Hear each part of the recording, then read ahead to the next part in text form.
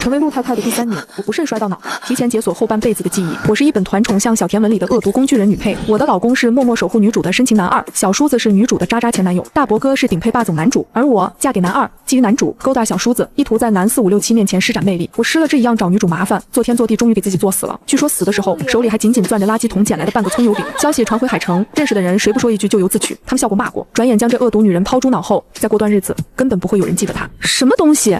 我根本不吃葱油饼，还是垃圾桶捡来的。大早上埋汰谁呢？我猛地从床上坐起来，脑袋一阵眩晕，连忙躺回去。我已经在床上躺了5天，轻微脑震荡，医生建议静养。5天前，我和陆时衍结婚3周年纪念日，两家长辈决定大操大办，一来庆祝陆江两家联姻3周年，二来两家合作的新项目前期流程走下来了，马上要步入正轨，需要一个恰当的时机和场合公之于众。那天，我像往常一样挽着陆时衍的胳膊，和他一起从高高的楼梯上往下走。陆时衍电话刚好响了，是个比较重要的合作伙伴。我挥挥手，让他先忙要紧事。陆时衍不放心的叮嘱：鞋跟高，下楼梯小心点儿。我不是智障 ，OK。然后一脚踩空，当着陆时衍和一众宾客的面从楼梯上滚了下去，当场失去意识。再醒来时，人躺在医院，医生诊断的结果是轻微脑震荡，回家静养几天能全部康复。陆时衍在旁边询问注意事项，医生交代说，可能会出现恶心、头晕、呕吐等症状，还可能出现逆性健忘。发现我醒了，医生问了我几个问题，看样子问题不大。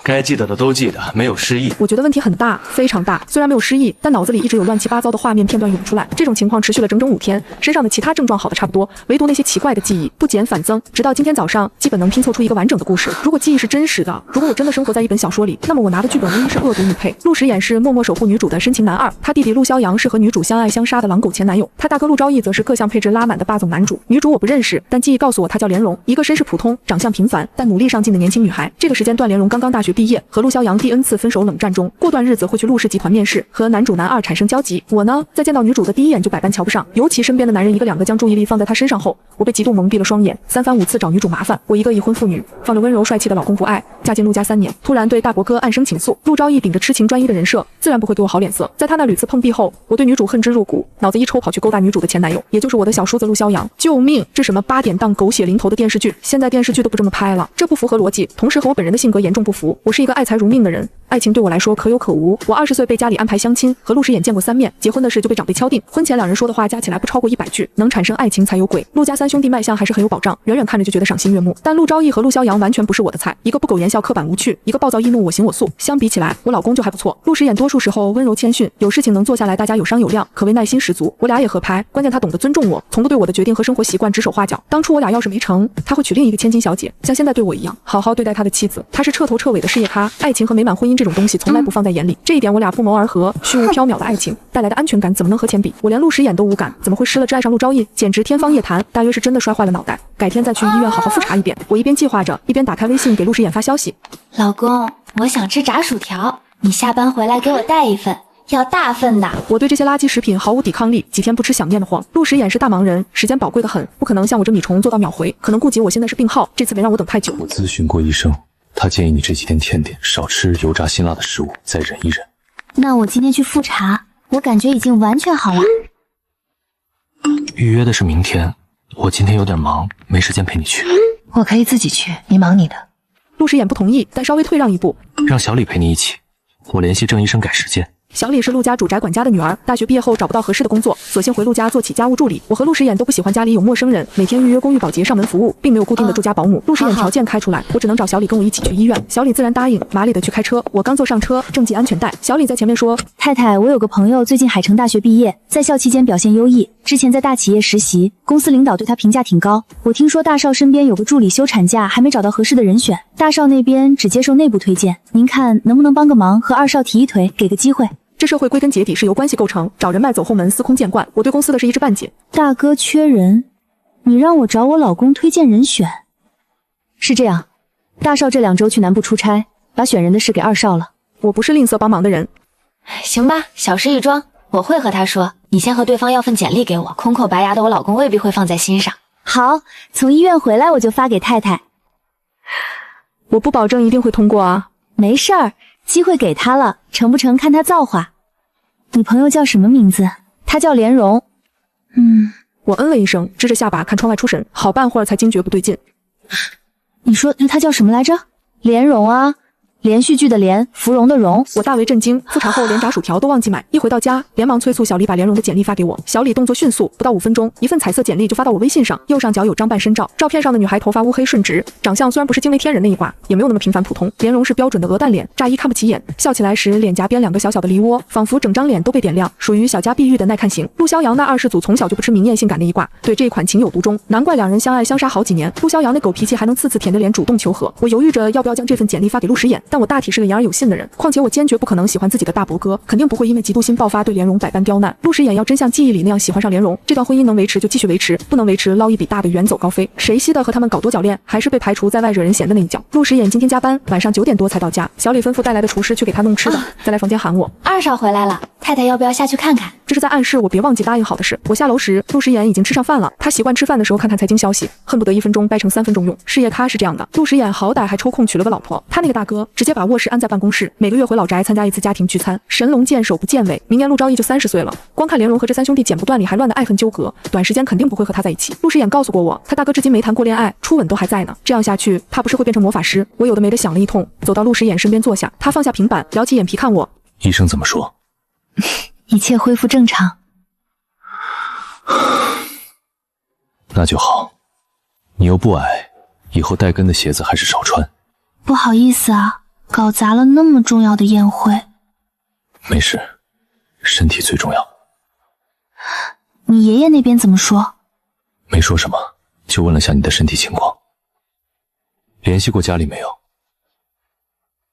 没有。找个时间回去看看他们，他们很担心你。大可不必，他们只是关心这件事带来的负面影响，我的死活无关紧要。在那段莫名其妙多出的记忆里，我和陆时衍离婚后，他们连家门都没让我进，让我一个人在外面自生自灭。为了逼我去给莲蓉道歉，祈求陆家哥仨的原谅，我爸收回给我的基金，冻结我的银行卡，我揣着仅有的一点身家去18线小城生活，碰上抢劫犯，最后那点财产被洗劫一空。寒冬腊月，我活活饿死在出租屋。这样的亲情，我认为是不必要维系的。我没有继续这个话题，在手机上操作2下，把简历转给他。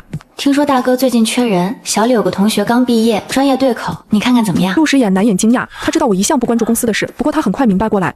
小李让你找我的？他随便提了一嘴，只是要个面试机会，录不录用还得你来定夺。陆时衍意味不明笑了下，还是打开简历看起来。公司有专门的人事部门，简历一般是下面挑了几轮后才递到他手上，那时候基本是最后一轮面试，能留下的都有2把刷子。看着看着，陆时衍眉心就皱起来。简历做得马马虎虎，工作经历倒是和岗位挂钩。你自己看着办，我只答应小李和你说一声。面试机会可以给，如果递到让人事部的简历还是这一份，只会白跑一趟。人事部那帮人一天至少看几百份简历，这份他们看不上眼。简历差不多都是这种模板吧？表达太口语化，重点不突出。跟在高层身边的助理，经常要负责整理各种文件合同，连简历都做不好，让人怎么相信他能胜任这份工作？你现在对人家挑3拣4，以后他惹出什么烂摊子不都是你兜着？我在心里吐槽。在确认过莲蓉的基本信息和长相后，我对那些突然冒出来的记忆信了9分。陆时衍这个老公我还挺满意的，可以的话，我不希望走到离婚那一步。转而想到他面无表情的把离婚协议扔到我面前，我立马将这个想法打翻在地，并狠狠踩上几脚。3条腿的蛤蟆不好找，2条腿的男人还少吗？我如今小金库也攒起来了，离了照样潇洒快活。那我喊小李让他朋友重新做一份简历。我把那头邮箱发给你，让小李告诉他朋友，推荐人写我的名字，一面肯定能进。我按照他说的做，迅速把事情办妥。小李在微信那头千恩万谢。事办完了，我开始犯困，站起来伸个懒腰。我回房了，你忙完早点休息。确定身上没有任何不舒服的迹势？确定。那我们可以不分房睡了。我一愣，好字到了嘴边，莲蓉那张笑盈盈的脸庞在眼前若隐若现，于是改口。等我调整几天作息，最近经常半夜3更醒过来，恐怕会影响到你休息。我觉少，不会影响。会的。不和你一起睡才会影响我休息。还有这种事？干大事的人怎么能耽于女色？我习惯和你一起睡，你想到哪里去了？还是你在暗示我？说的什么话？我是那种欲求不满的人吗？不过以后他看上莲蓉，和我分道扬镳，不知道我还能不能找到这个级别的优质男。我有点异动。陆时衍见我不说话，忙说：开玩笑的，你身体刚好，我不会对你做什么。不，你说的没错，我的确在暗示你。陆时衍微怔，随即笑起来，把我拉到腿上抱着，我后背贴着他的胸膛，能感觉到他闷笑时胸腔传来的震动。我恼羞成怒。笑什么笑？他把下巴搭在我肩膀上，像小狗一样蹭着。你说的也没错，我的确耽于女色，可能是考虑到我身体刚恢复，陆时也没有太放纵，他还有工作要忙，去书房继续加班，胡闹一通，我瞌睡都醒了，索性躺在被窝里刷手机。塑料闺蜜张安私戳我，发来几张图片，震惊！二世祖陆逍遥当街强吻灰姑娘，活着活着什么事都能见到啊！那女孩好像是贫困地区来的，我有朋友在海城上大学，好几次看到陆逍遥没皮没脸粘在人家的后头，好像交往了一段时间。姑娘受不了二世祖的少爷脾气，闹分手，二世祖再追，再闹分手，分分合合10几回了。据说这次分手后2个人3个多月没联系，大家都以为彻底黄了，没想到陆逍遥还没放弃呢。我看那女孩长得挺普通啊，家里又没钱没势，你婆婆能同意陆宪阳和她继续纠缠吗？原来是打听八卦来了。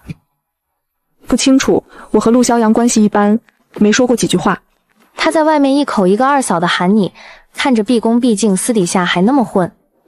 岂止混啊！我第一次和陆时衍回家吃饭，那小子穿着机车服，顶着一头张扬的红发，姗姗来迟，坐上饭桌，见到客人没有礼貌的打招呼，那眼神要多挑剔有多挑剔，活像我家给他二哥占了天大的便宜。圈子里这样性格的人还不少，我一向敬而远之。谁没事喜欢给自己找不痛快？陆逍遥不是不懂为人处事，纯粹懒得顾虑别人的情绪。他针对一个人好起来，说一句两肋插刀不为过。可我一个恶毒女配，哪能得到另眼相看的待遇？能维持表面和谐已经不错了。记忆里，我有次忍无可忍冲女主泼了咖啡，陆逍遥完全不顾他二哥的想法，他直接找人做了份假的伤情报告，打算把我送进局子。局子没进成，下场比那更凄惨。直接英年早逝。我虽然觉得记忆里那个自己挺欠揍，但实在罪不至此。就算是恶毒女配，我也是最不入流的恶毒女配。为难女主的手段停留在说点难听话、不给好脸色的程度，别说采取实际行动，我连违法犯罪的念头都没有过，居然沦落到捡垃圾吃。想想其实挺荒谬，只是因为我看上了男主，妄图抢夺属于女主的东西。然而事情就这么发生着，莲蓉出现在我的生活里，陆逍遥和他确确实实在一起过。他要是能拿下生人勿近的陆昭义，把二世祖陆逍遥训成服帖的小奶狗，自然也能让陆时衍变得清心寡欲，顺便让我嫉妒到疯魔。这都什么年代了，还有人跑到豪门来找真爱，居然还真给他找着了。张湾八卦心爆棚，又发来一条最新消息：二世祖怒吻灰姑娘，原因竟是疑心亲大哥想撬墙角。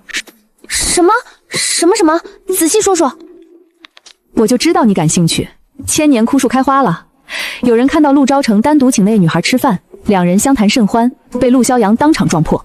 不对啊，陆昭英在外面出差呢。前几天的事了，照片今天才传到我这里。原来男女主已经接触过了，还是有哪里不对。我摔到脑袋后，反应时快时慢，现在就慢得令人发指。等陆时衍忙完工作回房，看到他我才恍然大悟，莲蓉早就和陆昭义本人有过接触，为什么还要走小李的关系找陆时衍推荐？不合理。我靠着他肩膀，把张湾发来的照片给他看。这女孩你觉得眼熟不？简历上那个。是啊，张湾说你弟弟和他交往过。不然呢？普通关系会在大街上做这事？那倒是。我把聊天内容一条一条划给他看。他们说陆逍遥是看到那女生单独和你大哥吃饭才生气的，你觉得呢？我哥，所以他认识我哥我弟，却来找我要面试机会。可能特别想进你们家公司。陆时衍表情一言难尽，他沉默地看了我半分钟，颇怜爱地伸手抚摸我的头发。明天再带你去复查一遍。你内涵我笨？不是，我老婆怎么可能是笨蛋？哼。快睡吧，明天再说。算了，反正是他们自己的事，我费那个脑细胞干嘛？想通这茬，我摆好枕头，拉好被子，躺平。第二天是周末，陆时衍在家休息，难得和我一起睡了个懒觉，配上3杆彩旗。陆时衍是标准的行动派，直接把小李叫到饭桌前。莲蓉是你朋友？是。他和老三在一起？是交往过一段时间，分手几个月了。交往多久了？3少大3的时候2个人在一起的，差不多3年。他怎么跟你说的？说什么？进公司时的事。他说陆氏集团一直是他的目标，官网投过2次简历被刷了。我在老宅那边，上周大少回家吃饭，听他和老爷子提起招聘新助理的事，我想着是个机会，问他能不能推荐个朋友。大少让我问您，说这事儿是您在负责。老李语速很快，生怕慢点引起什么怀疑似的。我看他额头冒汗的样子，不像敢隐瞒什么消息。他不知道老三在公司做事。知道，所以他没投3少那个部门的岗位。我哥见过他。不知道啊，莲蓉没跟我说过。陆时衍轻飘飘扫他一眼，他脊背下挺得笔直，像接受长官检阅的小兵。你和他怎么认识的？我也是海城大学毕业的，她是我学妹，我们都加入了学生会，在同一个部门。莲蓉做事麻利，家庭比较困难，我很同情她，经常帮她一些忙。老三给他多少钱？我朋友不是那样的人，当初是三少穷追不舍，他那时候学业兼职两手抓，根本没想过谈恋爱。那老三挺不要脸的。我不是那个意思。好了，不为难你了。最后一个问题，老三和他从认识到交往用了多久？1个月。哦，是够穷追不舍的。小李听出他话里的讽刺，没敢应声，抿紧嘴唇等待下文。陆时眼说最后一个问题就是最后一个，问完直接让小李去忙自己的。我旁观了一场，云里雾里，这就问完了。你还想知道什么？你问出什么来了没有？没有，还得去问老三，两边看下能不能对上。你怀疑莲蓉是故意接近陆逍遥？这样的女孩太多了。你想多了吧？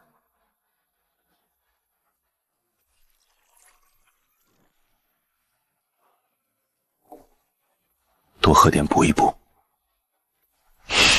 你这人真讨厌。吃完早饭，陆时言果然去书房给陆逍阳打电话，我猜他还会打给陆昭义，不知道那两兄弟和他说了什么。他出来时脸色不太好看，我没追问，倒是晚上睡觉时他主动提起。老三说确实是他主动追求的，莲蓉和他在一起不是那么情愿。3年里不断吵架、分手、和好。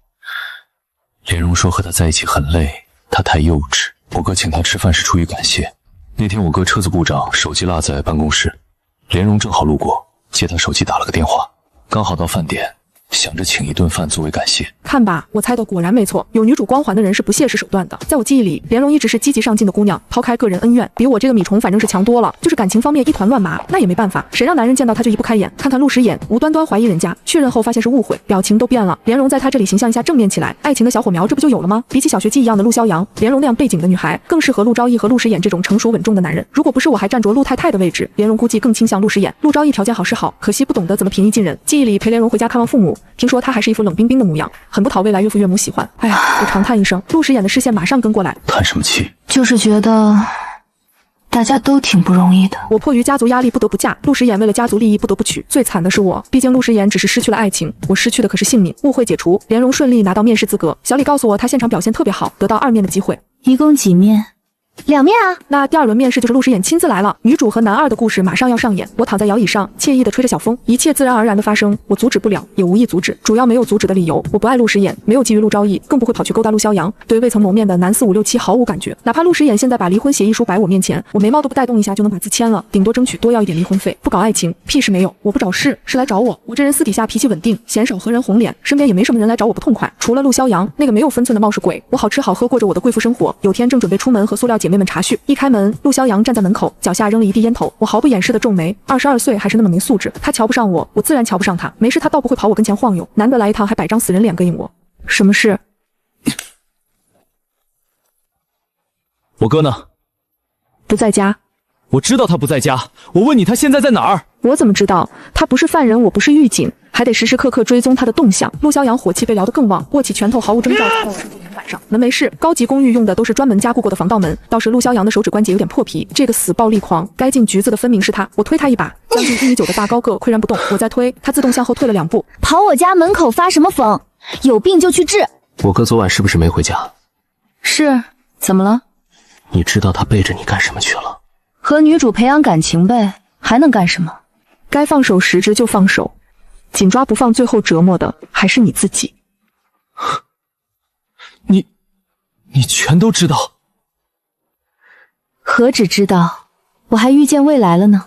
你这女人难道一点都不难过？我难过什么？懂不懂什么叫商业联姻？你当初觉得我配不上你二哥，恰恰相反，正因为我们2家门当户对，我才来当了这个陆太太。我和你哥因此得到不少好处。我们这种人呢，利益高于一切。小孩子过激家式的恋爱，完全不 care。我哥知道吗？知道什么？你的想法。心知肚明的东西摆上台面干什么？那你外面也有人了？暂时没有。这有什么难的？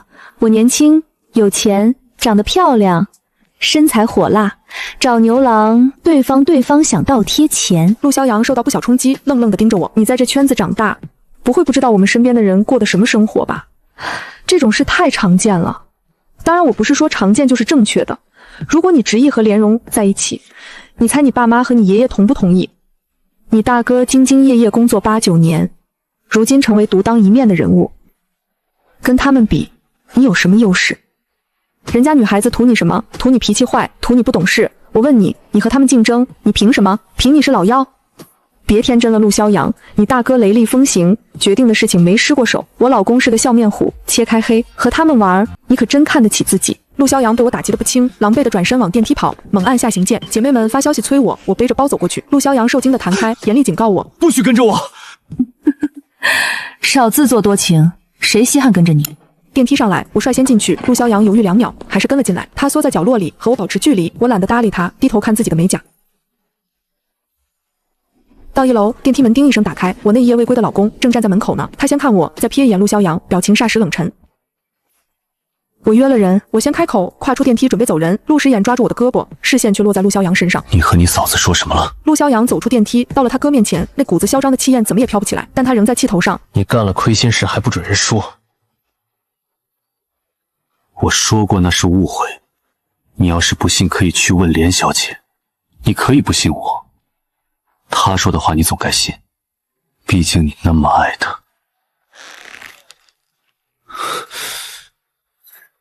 我亲眼看到的，你们抱在一起，还有说有笑。进展够快啊！莲蓉才进公司几个月，这就抱上了。无意吃到一个大瓜，我也不着急走了。那些塑料姐妹有什么好聚的？你信他说的？我不知道该做什么反应。我们是表面夫妻啊，我信不信有什么打紧？陆逍阳哽咽喊道：“我亲眼看到的。”哼，我解释了你不听。眼见为实。我现在看到你和你嫂子一起下楼，是不是也有理由怀疑你们有情况？我相信不会。你嫂子不喜欢你这样的。不知道这句话刺到陆逍阳哪个痛点，他眼泪滑一下流下来，瞪了他哥一眼，迈着大长腿头也不回的离开。不去追吗？不用，让老三自己冷静一下。你约了谁？就张湾他们，有个姐妹刚回国，邀大家出去聚一聚。可以不去吗？这是要和我长谈的意思？不可以，我不是言而无信的人。那我开车送你过去。一路都很安静，我什么也没问，陆时眼什么也没说。等我准备下车时，他才拉住我的手。舒然，你信我吗？瞧他那恳切的神情，我都不好意思说自己不在乎。信吧。我从没做过任何对不起你的事情，以前不会，以后也不会。啊？这为什么和我说这些？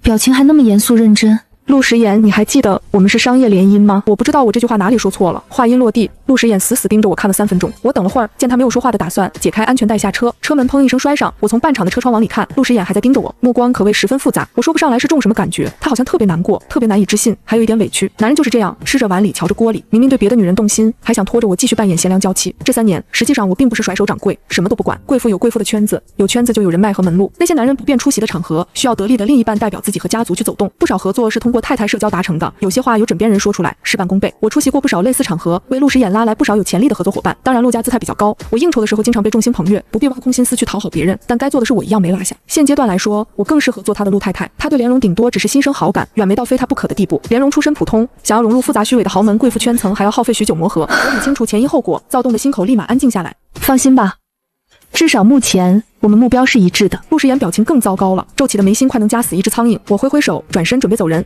江舒然，他在后面喊我，连名带姓的喊。结婚后还是第一次，平时他一般喊我老婆或者舒然。我下意识停住脚，他声音沙哑地说：“你的心是石头做的吗？”等我回头去看，他已经发动车子离开。什么意思？因为我没有像泼妇一样大吵大闹，他认为我不在意他，伤心了。哈，别逗，圈子里那些男人要是听到老婆或女朋友这样说，做梦都能笑醒。茶叙完，自己打车回家，在家里看到的却是嘴角乌青的陆逍阳。陆时眼坐在客厅沙发上，面色阴沉，茶几上摆着台笔记本电脑，连接门口的监控摄像头正播放到陆逍阳一拳打在门上的片段。陆逍阳坐在地上，被教训得服服帖帖。见我回家，他眼眶通红的瞅我一眼。对不起，嫂子，是我不懂事，是我混蛋，我不该对你大声说话，不该在你面前使用暴力，更不该和你讲那些胡话。下次发疯别来找我。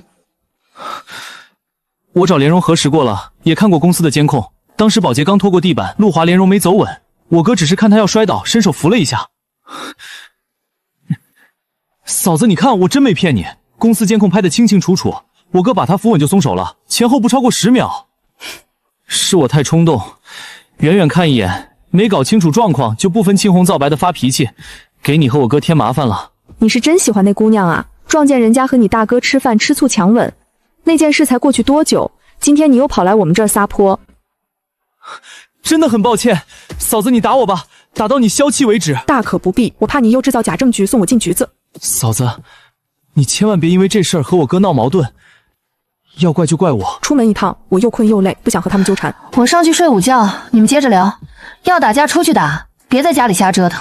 好。陆逍阳乖巧点头说好，陆时眼没搭理我。走到2楼，我随意往下一瞥，发现陆时眼又在直勾勾盯着我看。我冲他挤出个笑脸，用实际行动表达我不在意。我看不清陆时眼的表情，他应该也看不清我的，索性没费那劲，直接回房。陆时眼还要工作，收拾完弟弟，把人一起提溜回公司。我睡了1小时，爬起来点炸薯条和烤串，电脑他们没带走，就放在客厅里，闲着也是闲着。我开机，把里面几段视频全看了一遍，后知后觉想到我和陆逍阳说的那番话，陆时眼岂不是都听到了？随即放平心态，他听到才好呢。有些话不好摆上台面，稍微绕个弯子让对方知道，能避免不少尴尬。张湾消息灵通，早上才和我见过面。这会儿巴巴的发消息追问二世祖和你老公咋回事，亲兄弟反目，得看我笑话来了，你老公和二世祖到底咋回事？真为了个灰姑娘大打出手，家丑不可外扬，何况张湾是个大嘴巴。我湖州陆逍阳不够尊重，我老公教他做人，吹吧你！你这种单身狗不会懂，有个疼爱自己的老公有多幸福。张湾性格和我不同，但爱财如命这点是相同的。陆时眼学他大哥，一连7天住在公司休息室，电话短信都没有，好像打定主意要和我死磕到底。我不管他，在家过自己的小日子。他在家的时候，我嫌他抱着我睡不舒服，他不回来我又嫌没人抱着睡不着。人总是不容易满足。再一次姐妹茶话会，张湾把她的小男友带过来，照片经过精修，真人差点意思，不过性格不错，哄得张湾眉开眼笑。临散场时，张湾偷偷摸摸往我包里塞了一张卡片，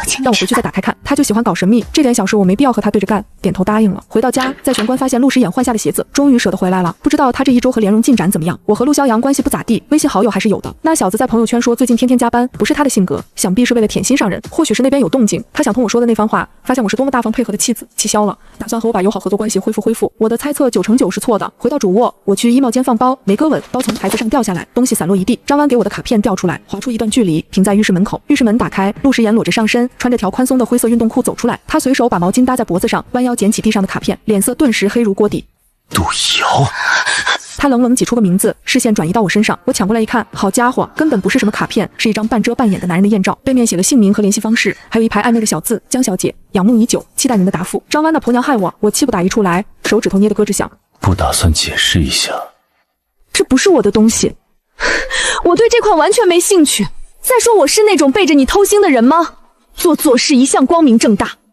意思你以后出去找人还会跟我报备？如果你觉得有必要的话，我都可以配合。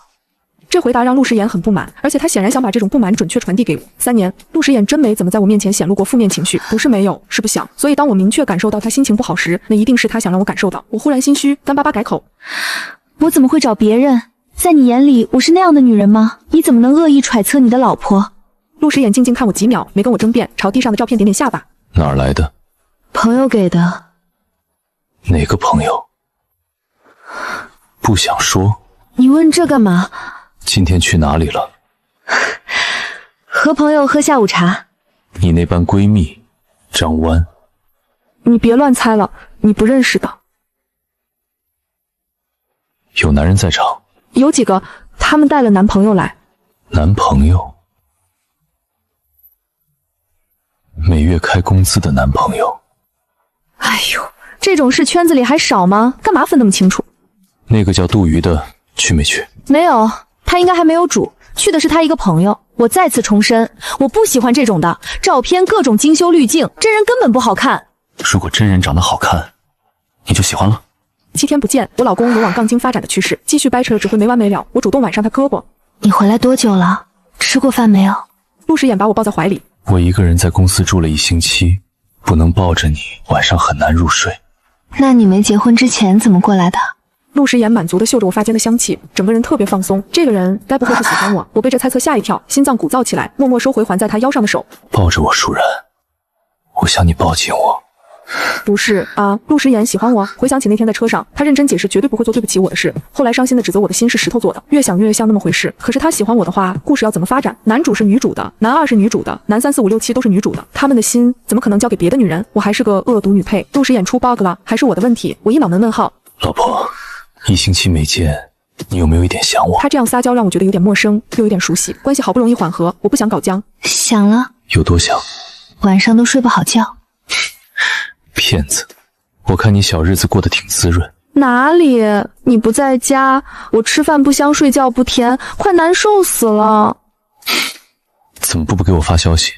你不是忙吗？骗子！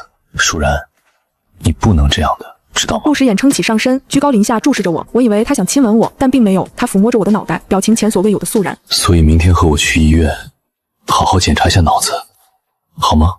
你在说什么屁话？你自己听听此情此景说这话合适吗？我用力把他从身上掀下去，怒目圆睁。我警告你，你在内喊我笨，看我以后还理不理你？而且你前后几句话有任何逻辑关系吗？陆时眼仰躺在床上，伸长手臂把我搂到怀里，他沉沉叹息，要多无奈有多无奈。我想了好几天，总觉得你哪里奇怪，是从受伤后开始的。你的感觉没错，我身上确实发生了一些，比较奇特的事。你相信人能预知未来吗？说出来你可能不相信，我们生活在一本小说里，你大哥是男主角，莲蓉是女主角，你是男2号，陆孝阳勉强排个男3吧。我倒霉透顶，领了恶毒女配的剧本。按照故事情节发展，莲蓉会彻底甩掉陆萧阳和你搞暧昧，可惜你名草有主，他出于道德层面的考虑，只能忍痛割爱，然后你大哥乘虚而入，抱得美人归。你是不是又看了什么奇怪的小说？绝对不是，我有这段记忆的时候，根本不知道莲如这号人。你继续说。后面莲蓉嫁给你大哥，你和陆萧阳自愿退出，在他身旁默默守护，为他扫除一切困难，还有其他几个男人，你们同心协力，护他下半辈子周全。那你呢？我死掉了，死得特别惨。在故事里，我会爱上你大哥，但他讨厌我，我一气之下决定勾引陆萧阳，陆萧阳更狠，他说各种难听话羞辱我，还想把我送去蹲监狱。那我肯定是遵纪守法的公民啊，他没有下手的机会。我作够了想回家和你好好过日子，你冷冰冰丢给我一份离婚协议，我不管怎么求你，你都无动于衷。我们离婚了，我爸妈知道后特别生气，他们不让我回家，还收回我的基金，冻结我所有银行卡，圈子里的人都笑话我。我在海城待不下去，带着2箱子珠宝和名牌货去小城市生活，还没找到住的地方，东西全部被人抢走了。我去警察局报案，他们说附近没监控，抓不到人，只能尽量帮我留意，有消息通知我。我没等到消息，在小城待了不到半个月，饿死在出租屋里。你不知道，我死的时候手里还拿着垃圾桶捡来的葱油饼，我果然不爱吃那玩意儿，宁愿饿死也不肯吃，搞不懂我在倔什么。死到临头还挑食。哼。然后呢？其实没有然后了，人都死了，后面怎么发展和我没多大关系。不过我还是把后面发生的事告诉他，确定我讲完了。陆时眼在我额头亲了一口，他摸着我的脸颊。小可怜，怎么会做这种梦？他还是不信，我承认这是有点玄乎，如果不是亲身经历，我自己都不信，所以我没有责怪他，反而大度表态。我才23岁，大把美好时光等我去享受，我不想那么早死，以后我都离你们远远的。你哪天想离婚了，直接和我说一声，我肯定不会纠缠的。不离婚。江舒然，我不管你忘记多少事情，这一件必须记住。结婚那天我们约定好的，这辈子都要绑在一起。我不会和你离婚，你也不准再提，想都不要想。约定？有吗？是我没看好你，让你出了意外。我早该发现的。不用担心，我们明天就去医院做全面检查，一切都会恢复正常。陆时眼什么意思？他怀疑我不正常，我的确不正常。陆时眼这次特地带我换了一家医院，检查结果是脑震荡引起的记忆混乱。这种情况比较少见，脑震荡经常会引起失忆，病人可能忘记意外发生前后几天的事，或者选择性忘记一段过去，要么干脆全部忘记。像陆太太这样出现失忆混乱的，我还是头一次见。她平时喜欢看小说，会不会有点关联？大概率有的，二位不妨翻一下陆太太之前的阅读记录，说不定能找到答案。我喜欢看小说吗？可能是吧，毕竟我不上班，无聊起来总得找点事做。私人医院医生非常耐心，陪着陆时眼认真查阅我的收藏列表，他们一目十行，有些看个文案直接跳过。我以前大约真是网络小说狂热者，他们找了快1小时才锁定一本名叫《落魄灰姑娘重生成万人迷》的狗血小说。这名字乍一看没什么，被2个大男人念出来，我不禁面色发窘。说起来，这几年那些小说取名越来越花里胡哨，光看文名我压根不感兴趣，但一眼看去全是一个模子套出来的，害怕错过有意思的书，我还得点进去看文案和前3章。这本小说我还有点印象，剧情比较套路，作者文风简约流畅，我挺喜欢，具体内容不太记得。陆时眼和医生耐着性子一张张读下去，终于在第33章看到恶毒女配江舒然出场。好了，破案了。医生坐回办公桌后冷静分析，根据阅读记录，陆太太目前看到第97回，同名人物江舒然刚好下线，时间和您发生意外那天刚好吻合。您醒来后把现实世界和小说情节弄混了。可那些记忆格外真实，我感觉不像。我记忆里女主角叫莲蓉，和我小叔子那个前女友长得一模一样。我之前完全不认识她。可能见过或者听说过名字。您确定在梦境里清楚看到过莲小姐的脸吗？还真不能确定，好像确实是小李把莲蓉的简历给我之后才清晰起来。8九不离十。落魄灰姑娘重生成万人里面，女主前期的确和三兄弟有情况，设定刚好是老三的前女友，凑巧了，和你们几人关系能对上。这个勉强解释得通，可是我有个朋友，他喜欢的男神也和莲蓉有了交集。我没见过那个男人，但我知道我朋友也是恶毒女配，他那条线就是这么发展的。您的朋友怎么和您说的呢？他说他男神最近和莲蓉加了好友，聊得热火朝天。您仔细回忆，您朋友点名道姓说了是莲小姐。我拿回手机，把我和张湾的聊天记录调出来。好家伙，张湾从头到尾没提过莲蓉的名字。可能我朋友不知道她叫莲蓉。您可以打电话和您朋友核实一下。张湾知道莲蓉的长相，他给你发过莲蓉和老三的照片。如果他喜欢的男人看上莲蓉，他肯定不会用别的女人来形容。说的有道理。我给张湾发消息，问他有没有前男神暧昧女性的照片。张湾秒回，他对人家的近况十分关注，发来10几张角度清奇的照片，不难看出照片里的女人和莲蓉不是同一个。我嘴皮子掀了掀，陷入自我怀疑。陆时衍和医生聊开了，在讨论具体的治疗方案。医生的答复和电视剧如出一辙，他无法保证我记忆什么时候会恢复，可能哪天突然恢复正常，可能一辈子以为自己活在小说里。目前没有特别有效的医疗手段。他建议陆时衍和身边的亲友经常和我聊聊过去的事，带我去以前常去的地方，说不定会有帮助。我见缝插针的补充，医生，我之前不光没见过莲蓉的脸，是连她的名字都没听说过。是小说女主也叫莲蓉吗？哦，那不是，小说女主叫万迷，设定喜欢吃莲蓉月饼。天底下真的有这么巧的事儿？没有巧事，哪来的巧字？海城今日大雨，从医院出来，刚好雨过天晴，天边挂起双彩虹。不用问，陆时衍的心情显然和彩虹一样美丽。他遵循医生的叮嘱，带我去以前常去的餐厅吃午饭。记得吗？我们第一次相亲就是在这里。我是记忆混乱，不是失忆。那你还记得我们第一次见面是在哪里吗？相亲不是第一次见。真不记得还是逗我呢？没有印象。不许和我开玩笑。真的。江舒然，这不好笑。不然你给我说说。完蛋，我好像真有点失忆。你大哥的生日派对，5年前，好好想想。我大哥的生日派对我记得啊，你去了吗？不去怎么认识你？你是说我们5年前就认识了？谈不上认识，就见了一面。我让你大哥介绍我们认识，他说你刚成年，暂时不考虑这些。那是你单方面看见我。你和我说话了？有吗？你有。我那晚和很多人说过话。我们两家原来交往密切吗？我大哥生日怎么会邀请你？陆家大本营在海城，江家根基在安市，这几年才在海城铺开业务。落地的第一个项目就是和陆家合作。虽说一个圈子大家互相有耳闻，到底不在一个城市，交集不多。你大嫂是陆家旁支嫁过去的，你连这都记混了？那你记得我们相亲是你大哥大嫂牵的线吗？有这种事？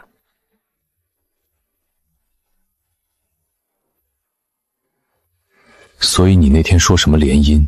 你觉得我们在一起是因为利益需要？难道不是？而且我大哥什么时候结的婚？早就结了，孩子都生3个了。不是私生子吗？婚生。我哥怎么能那样？结婚了还在外面乱来？人家夫妻感情好得很。怎么可能？我10000个不信。他就是跟我爸学的，家里红旗不倒，外面彩旗蓬蓬。我爸比他还过分，给我生了10几个弟弟妹妹。哼！你把这话当他们的面说一遍，以后恐怕不用回去了。哼，我才不回去。还是回去一趟吧，我觉得你需要和他们聊聊。这也是小说剧情。我爸妈和大哥其实很爱我。那我住院的时候，他他们怎么不来看我？连个慰问电话都没有。他们在医院陪了你一晚上，你醒过一次才离开的。我和你2个当事人在医院，晚宴那边不能没人照看。岳父和大哥工作忙，岳母在筹备新工作室，很多资料要准备。确定你情况不严重，这才赶回安市。医生建议你静养，他们怕直接联系你打扰你休息，每天给我发消息打听你的情况。你该不会这几个月都没联系过他们？他们也没有联系我呀。可能是我告诉他们你已经康复，他们放心了，就专注手头的事去了。是这样吗？十有八九，你们一家子都不喜欢打电话，信奉没消息就是好消息。特别紧急的情况才会打个电话。我这人好像真的不喜欢和别人联系，难怪那天陆时衍要专门提醒我给家里打电话。小李又回到我身边，他感激我帮了莲蓉一个大忙，在知道我的情况后，对我更加体贴入微。陆时衍工作繁忙，实在没法抽身陪我四处转悠，他列出一张单子，让小李每天陪我去踩1-2个点。等到小长假，他特地带我回一趟安市。事实如他所说，我父母恩爱，哥嫂也恩爱，3个侄子好端端在家里健康成长。我爸妈说，江家和陆家的第一个合作是在我和陆时衍相亲之前定好的，真正起到牵线作用的是我大哥大嫂，因为项目不大不小，正适合拿来给小辈练手。合作敲定后，交给我大哥和陆时衍负责。早在那之前，我大哥和大嫂还在谈恋爱，他经常去海城见女朋友，一来二去，和陆时衍、陆昭义2兄弟成了好友。要说我和陆时衍的婚姻有什么不如意，大约是3年过去，肚子还没动静，两边长辈没催，他的确暗示过几次，被我严厉驳回。婚检结果一切正常，医生说我身体很好，就是身体太好了，才不容易怀孕。我才知道原来女人的身体并不那么欢迎小生命的到来，身体过分健康的女人反而不容易受孕。出事后，我一边担心自己小命不保，一边时刻准备和陆时衍离婚。没想过孩子的事，现在反而心态放平了，顺其自然吧。这天早上10点，我和小李准时出门，陆时衍罗列的地氏所剩无几。今天第一站是陆氏集团，虽然记忆混乱，但我米虫的生活是真实的。我在公司大楼下给陆时衍打电话，他亲自下来接我们。小李申请去找莲蓉叙旧，我好奇心一下升起来，让陆时衍回办公室等我，我去睹一眼莲蓉的真容。意外的是，莲蓉没成为陆昭义的助理，而是跟在陆逍阳身边做事。陆逍阳看见我，迈着长腿来迎接，嫂子来了，去准备些花茶点心。莲蓉不太上相，真人比照片好看多了。她手上戴着和陆逍阳一样的定制情侣戒指，看来2人重归于好。莲蓉对之前的事十分介意。江小姐实在不好意思，因为我的缘故让您产生误会。陆逍阳这混蛋就是不肯好好听人说话，我已经骂过他了，希望您不要怪他。我对上他心有点虚，不知道真相的时候，我擅自在心里吐槽人家好多次。没关系，其实我也有错，我那时候摔坏脑子，对情况不了解，多管闲事，劝陆逍阳放弃你。还好他没听我的，不然我成罪人了。没有您和他说的那些，恰恰是我一直担心的。您可能听说过我的情况，陆家家大业大，我从不认为他会和我走到最后。您和他说过后，他才明白我介意的点在哪里。他带我回家，叔叔阿姨对我非常亲切，我才打消顾虑，踏踏实实和他在一起。不过你那些话真吓了我一跳，什么商业联姻，什么牛郎倒贴钱，我以为你真心实意那么觉得。我知道我二哥有多喜欢你，当时特别为我二哥不值。回想起来，我一阵脸热，感觉自己特像没心没肺的渣女。难怪陆时衍气到住公司，看出我不自在。陆逍阳转移话题，最近感觉怎么样？好多了。我花了2天时间把《落魄灰姑娘》重生成万人迷仔细研读一遍，记忆虽然没有恢复正常，至少能辨别哪部分来自于小说。周围人对我很耐心，只要我提问，他们绝对知无不言，言无不尽。我坐了一会儿就要走，陆时衍发消息让我赶紧过去陪他。走到门口，陆逍阳叫住我：“嫂子，以后千万注意安全。你不知道受伤那天，我二哥有多担心。我长这么来头一次见他哭成那样。”他当时整个人都在发抖，他真的特别害怕失去你。我那天昏迷了，对现场状况一无所知。第一次有人跟我说这些。我和陆时衍关系其实有点怪，从他本人和亲友那里不难了解到他对我感情有多深厚。可惜我不记得，恶毒女配的人设在我心里扎根3个月。我那段时间对他停留在欣赏的层面，把自己放在安全的位置，随时准备抽身。他把我们怎么认识、怎么在一起、怎么结婚、婚后如何甜蜜讲得绘声绘色，我没有实感，但他实在是我喜欢的类型，感情培养起来很快，只是不够同步。有时候陆时衍不说话，安静地盯着我看，我好几次明显感觉到他不太满意我的反应。他明明在说我们2个人的事，有些我也有印象，可我反应不够热烈，他不高兴。我有次借用他的手机，看到他浏览器里一长串的搜索记录，如何治疗失忆？失忆怎么才能恢复？脑震荡出现记忆混乱怎么办？催眠对梳理记忆有帮助吗？诸如此类。他还咨询过不少医生，网络问诊没个准话，有2个医生说的比较严重，他直接不愿意往下聊。小李说我在房间休息的时候，偶尔有家庭医生登门拜访，在陆时衍的书房一待1小时起步。他迫切想让我恢复正常。回到他办公室，我把单子拿给他看，你写的地址快逛完了，感觉没什么用。觉得烦了？不想去吗？不是，我的情况和正常失忆不是不太一样吗？我丢失的记忆不多，只是乱一点，熟悉的场景对我帮助不大。好，那以后都不去了。我不是那个意思，我看完小说了，已经知道哪些部分真实，哪些部分是假的。老婆真棒。我是说，如果我一辈子这样，你也不用担心，记忆混乱不影响我日常生活的呀。你不要把自己搞太累，工作够忙的了，我的事顺其自然比较好。我不喜欢你生病。我没有生病，不是完全康复，在我看来就是生病。这没办法，不好治。陆时眼拍拍大腿，示意我坐上去。他想抱我了。缺乏安全感的时候，他就喜欢抱着我。我配合地坐他腿上，紧紧贴着他，轻轻拍抚他的后背，像他安慰我那样。我看过你和老三说话的监控。我知道，我那天回家，你不正在看吗？我看了好多遍。那时候我不知道是脑震荡后遗症，我以为你这3年多是在和我演戏。你和老三说那些话的时候，神情特别认真，非常有说服力。所以你就信了？半信半疑。当时我脑子很乱，可你没有一句解释，从外面回来连招呼都不和我打，好像默认了这一切。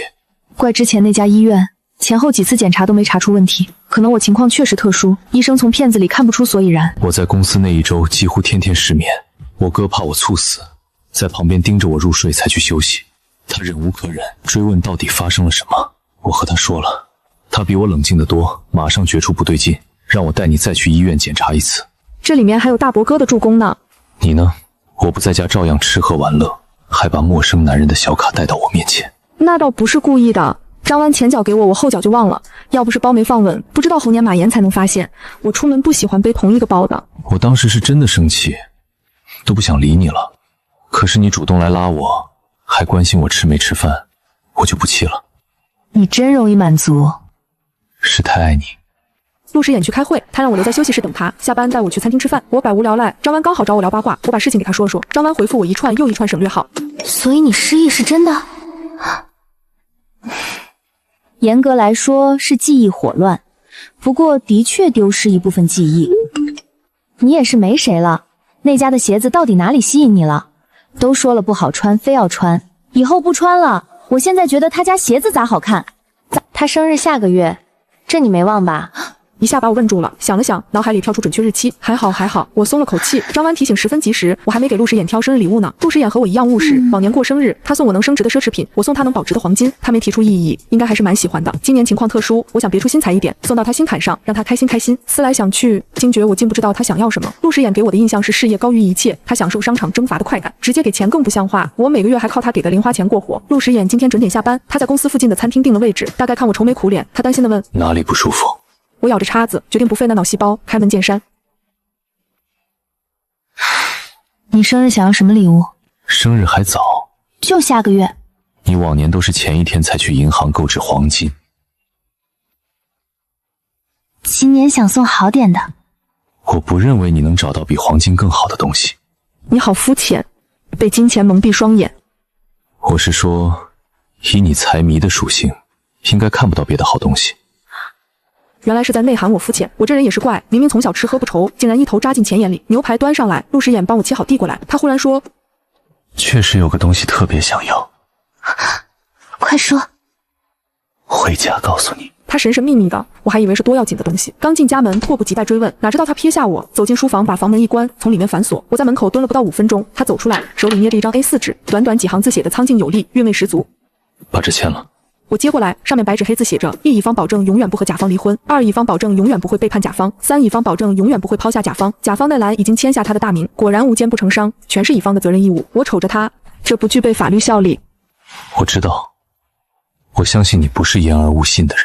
这是陆逍阳跑来发疯那天，我用来敷衍他的理由。我不知道他说这话是在调侃还是暗示我什么。既然是他想要，我爽快的签了。陆时眼如获至宝，郑重其事把那张纸放进保险箱里。我在旁边笑他，中学生谈恋爱啊。所以说你看不到黄金以外的好东西。废纸一张。你居然把自己一双深情比作废纸。